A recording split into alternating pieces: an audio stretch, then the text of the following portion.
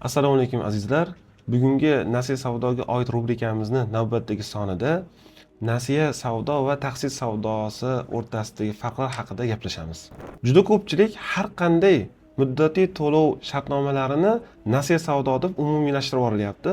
Aslida unday emas. Biz yuqorida aytganimizdek, nasiya savdoni ichiga bir qancha muddatiy to'lov asosidagi savdolar kirib ketadi. Keling, bugun biz siz bilan aynan bugun urfga kirgan bo'lib to'lash shartnomasi haqida gaplashamiz. Demak, nasiya savdo va taqsid savdo o'rtasidagi farq quyidagicha. Agar siz 100 ming so'mlik mahsulotni 150 ming so'mga sotib olib, uni 3 oy yoki 6 oy yoki bir necha vaqtdan keyin bittada to'lab berishligingiz bu nasiya savdo deyiladi. Ya'ni siz bir do'konga kirdingiz, bir telefonni $100 sotib oldingiz.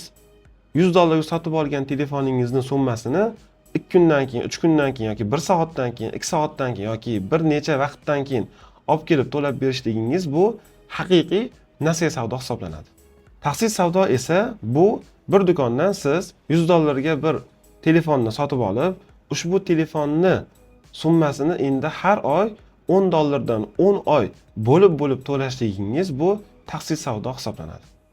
Mana biz haqiqiy nasiya savdo bilan taqsid savdoning o'rtasini farqini bilib oldik. Va men eslatma bo'lish uchun buni yana albatta shartlarni sizlarga aytib o'tishga harakat qilaman. Demak, muddatiy to'lov asosida shartnoma tuzmoqchi bo'lgan taraflar men quyida aytmoqchi bo'lgan shartlarga qat'iy rioya qilishi kerak bo'ladi. Birinchi shart: mahsulotni va uni tavsifi nomi aniq bo'lishi, uni o'lchovi aniq bo'lishi, summasi aniq bo'lishi va muddati aniq bo'lishi shart. Ana endi siz mahsulotni to'lov qilish vaqtida agar to'lovini muddatidan kechiktirib yuborsangiz, o'sha kechiktirib yuborgan kuningizga hech qanday jarima va penyalar so'ndirilmasligi, ya'ni undirilmasligi, hisoblanmasligi kerak bo'ladi.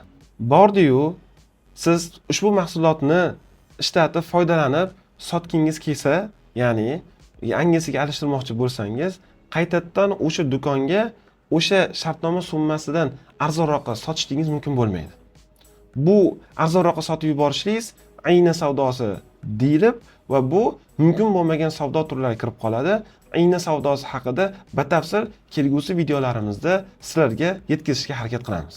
Agar siz bir necha davr foydalandingiz, foydalangan mahsulotingizni hali shartnoma muddati tugamasidan avval do'kon sotuvchisiga olib, mana shu mahsulotni trading xizmati qilib, ya'ni sotib olib sizga yangisini almashtirib bering demoqchi bo'lsangiz, o'sha do'kon o'sha mahsulotni sizga ancha avval shartnoma tuzilgan davrdagi shartnoma summasida qaytib olishlik mumkin bo'ladi.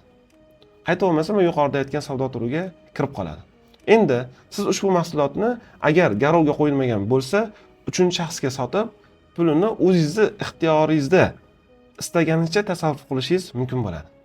Yana bir bugungi kunda juda urf bo'lgan holatlardan, agar siz taqsid savdo shartnomasi asosida telefon sotib oldingiz, aytaylik $100 ga har oy $10 dan to'lashga 7 oy to'lab bordingizda, qolgan 3 oylik, ya'ni $30lik to'lovingizni birdaniga beraman, uni evaziga qandaydir cashback, chegirma qilib berishni so'rayapsiz.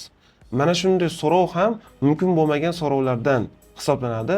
Shuning uchun siz uni agar oldin to'lasangiz ham, ya'ni muddati kelishdan oldin to'lab qarzingizdan xalos bo'lishni istasangiz ham to'liq to'lashingiz kerak bo'ladi. To'lovlaringiz to'liq yopganingizdan so'ng, endi sotuvchi sizga qandaydir cashback yoki hadiyalar ulashmoqchi bo'lsa, bunda ushbu hadiya mumkin bo'lgan, ya'ni siz qabul qilishingiz mumkin bo'lgan hadiyalardan hisoblanadi. Lekin siz avvaldan nimadir umid qilib yoki sizga qandaydir chegirma qilib berishligini so'rashligingiz yuqorida aytganimizdek mumkin bo'lmagan savdo turlaridan, ya'ni mumkin bo'lmagan chegirma turlaridan hisoblanadi.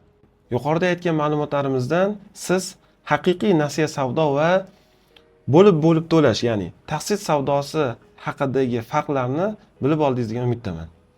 Taqsid savdo bu bo'lib to'lash, nasiya savdo bu o'sha mahsulotni sotib olib bir kunda yoki hozir emas-u, keyinchalik birdaniga pulini berishligingiz nasiya savdo hisoblanadi. Mana shunday nasiya savdoga oid ma'lumotlarni o'tkazib yubormaslik uchun bizning sahifamizga obuna bo'lib qo'ying hamda qo'ng'iroqcha tugmasini bosib qo'ying.